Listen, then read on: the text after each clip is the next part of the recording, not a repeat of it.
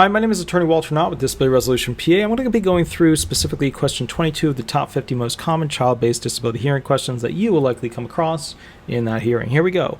Does the child have an IEP or a 504 program currently in place at school? So what I want you to think about here is basically, does the child, it's kind of like this. This is how it all kind of evolved. It wasn't meant to be this, but it evolved to be this. Is the child in regular classes without issue?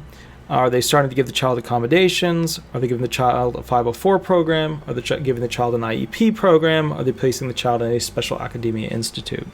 So kind of the bottom line here is, putting it very simply, a 504 is kind of like your entrance into the, not just a little accommodation here or there, but an actual system by which the child may be separated a little bit here and there from their other students. IEPs tend to be a full-on program, an individualized education program, where the child may be more separated from the students that they were traditionally around going through the academia school year in the classes that they traditionally were in. And then basically the next level up is, are they in a special, education, special, institute for learning, or, the impaired, for whatever their impairment might be. That's kind of the highest level. That's where the entire school is based on working with those individuals who have difficulty, like, somebody that's hearing impaired, etc. All right.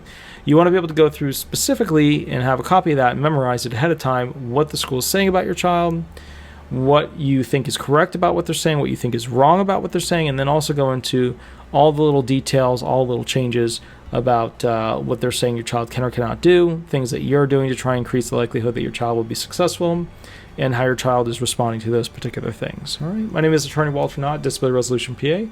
I'll catch you a little bit later. Have an absolutely wonderful day, and thank you so much. Please like, subscribe, leave 5-star reviews. Thank you. Bye-bye.